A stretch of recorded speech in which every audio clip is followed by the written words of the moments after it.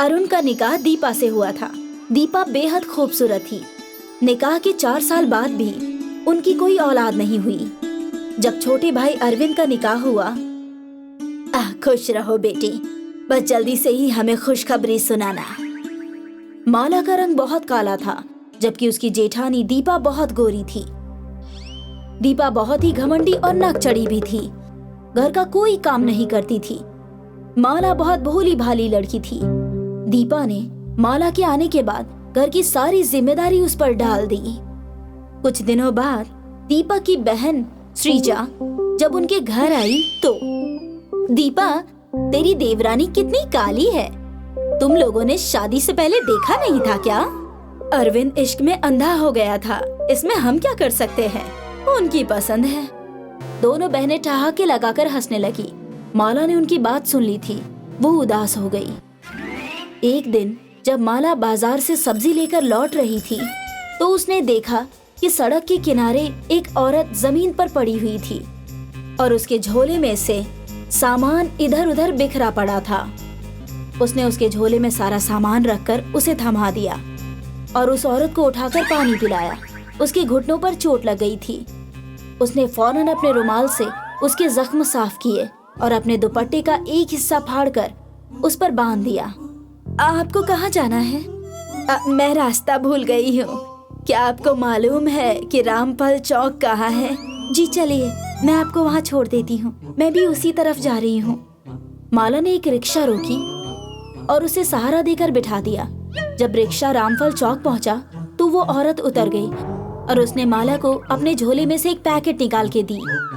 बेटी, ये एक जादुई क्रीम है, तुम्हारे बहुत काम आएगी। जी बहुत शुक्रिया। माला ने क्रीम ले ली और वो औरत वहाँ से चली गई। माला ने घर आकर वो क्रीम खोलकर अपने चेहरे पर लगाया। जब दूसरे दिन वो सुबह उठी तो उसने अपना चेहरा आईने में देखा और वो हैरान रह गई। ये देखिए, मैं तो दीपा भाभी की तरह गोरी हो गई हूँ। अरविंद ने देखा तो उसे हैरानी से देखता ही रह गया। ये कैसे हुआ? तब उसने अरविंद को सारी बातें बताई। माला रोज रात को वो क्रीम लगाकर सोती। उसकी शादी को लगभग 1 साल हो गया था। उसकी तो दुनिया ही बदल गई, क्योंकि वो माँ बनने वाली थी। जब घर में सबको इस बात का पता चला तो सब बेहद खुश हुए। दीपा तो जल भुनकर राख हो गई थी।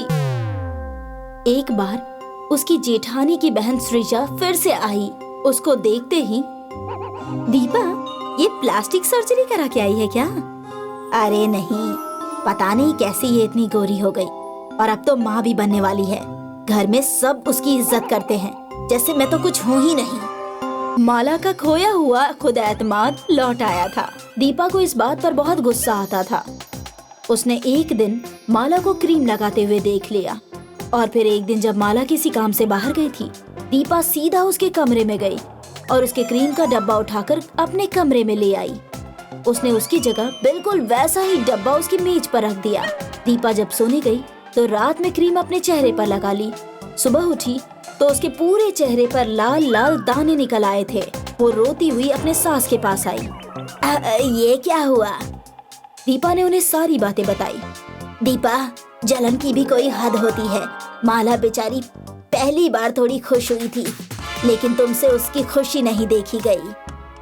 अम्मी जान, जब से उसने ये क्रीम लगानी शुरू की है तब से सब उसे ही तरजीह देते हैं। मैं तो अब कोई मायने ही नहीं रखती, रंग तो मेरा गोरा ही है ना। माला पीछे खड़ी हुई सब सुन रही थी। जब से मैं इस घर में आई हूँ तब से अपने काले होने का ताना सुन रही हूँ। आप मेरी जेठानी हैं, बजाय इसके कि आप मेरी हिमायत करती, अपनी बहन के साथ मिलकर मेरा मजाक उड़ाती थी। काले रंग का मजाक उड़ाते हुए कहती थी, काले को काला ही कहेंगे, तो इसमें गुस्सा होने की क्या बात है। बहरहाल वो जादुई क्रीम उसी के लिए है जिसको मिली। मेरी क्रीम मुझे वापस दे दीजिए। दीपा ने उसकी क्रीम चुपचाप उसे वापस दे दी। दीपा ने अपना क्रीम वाला डब्बा रख लिया और उसका रखा हुआ डब्बा वापस दे दिया। दीपा दिन रात अपने कमरे में पड़ी रहती। डॉक्टर को भी दिखाया, लेकिन उसके चेहरे का रंग दिन ब दिन काला पड़ता जा रहा था। कई महीने बीत गए। एक दिन दीपा रोती हुई माला के पास आई। माला, मुझे माफ कर दो, मैंने अपने किए की सजा पा ली है।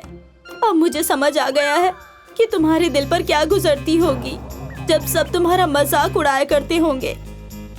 उसका ये हाल देखकर माला बहुत दुखी हुई, लेकिन वो कर भी क्या सकती थी सिवाय दिलासा देने के। दीपा बिल्कुल बदल गई थी। वो माला के साथ मिलकर घर का सारा काम करती थी और उसका ख्याल रखती थी। एक दिन जब माला सब्जी लेकर घर लौट रही थी तो अचानक वही औरत उसे फिर से दिखाई देती है। वो झट से उसके पास पहुंच गई और उसने उसके पैर छूकर कहा, आपका बहुत बहुत शुक्रिया, आपने मेरी जिंदगी बदल दी। चलिए आज आप मेरे घर चलिए, मैं आपको अपने हाथों से बनाकर खाना खिलाऊंगी।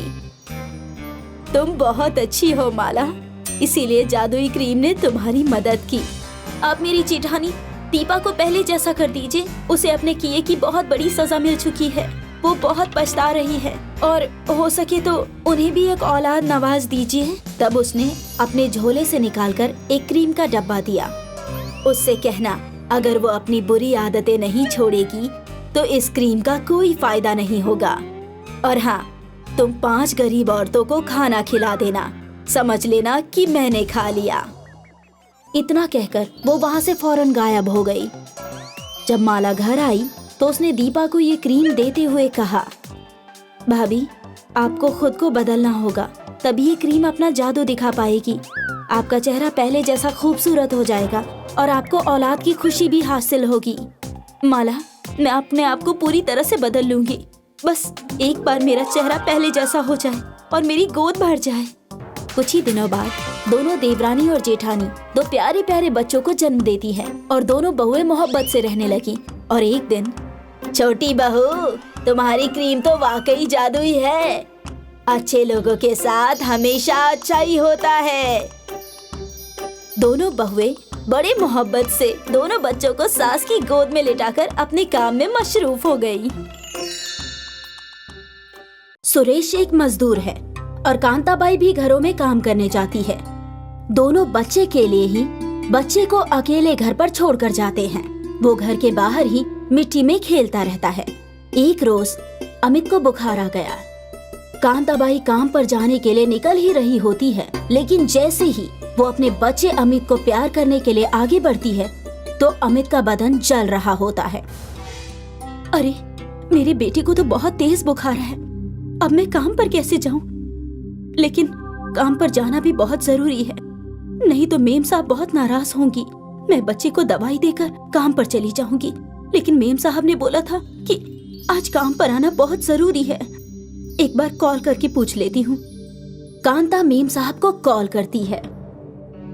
मेम साहब, मेरे बच्चे की तबीयत नासाज है, क्या मैं छुट्टी ले सकती हूँ?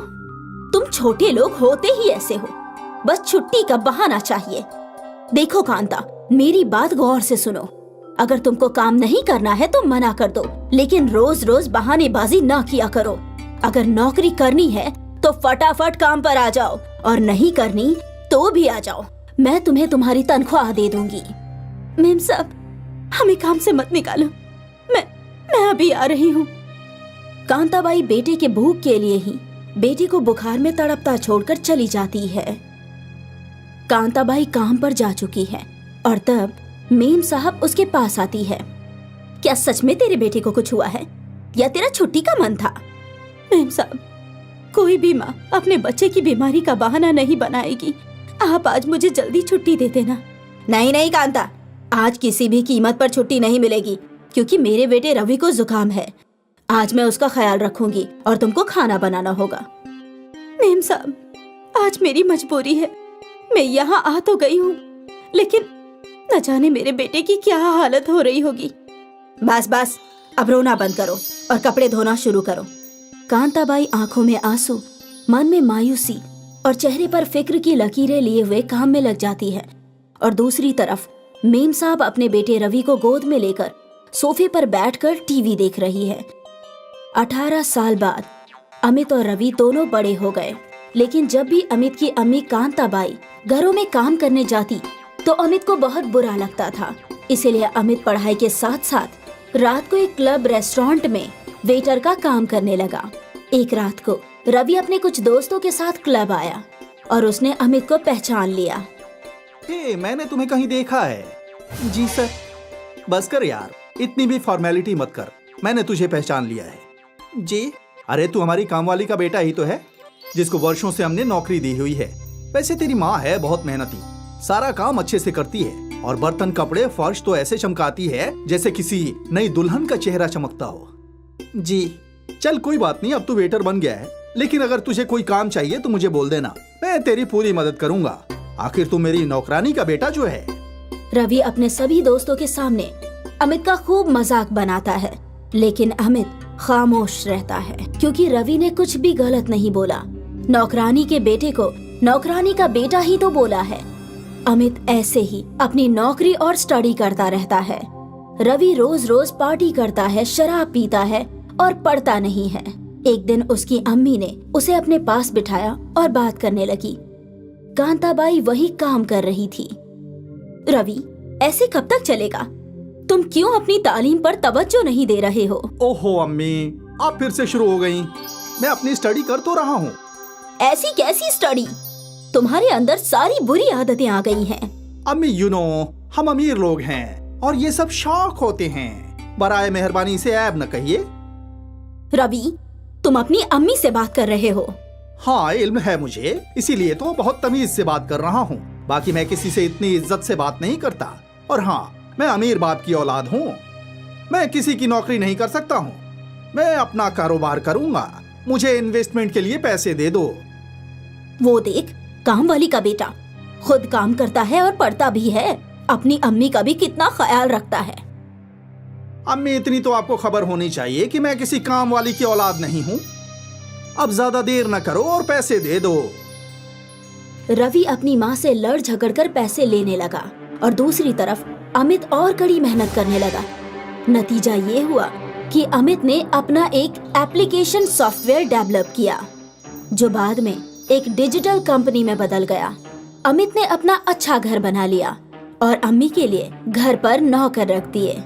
वहीं दूसरी तरफ रवि ने कोई कारोबार नहीं किया। रवि, तेरी कंपनी कहाँ है? मुझे तूने आज तक कुछ दिखाया क्यों नहीं? अम्मी, मुझे और पैसे चाहिए। मैं तुझे 50 लाख दे चुकी हूँ।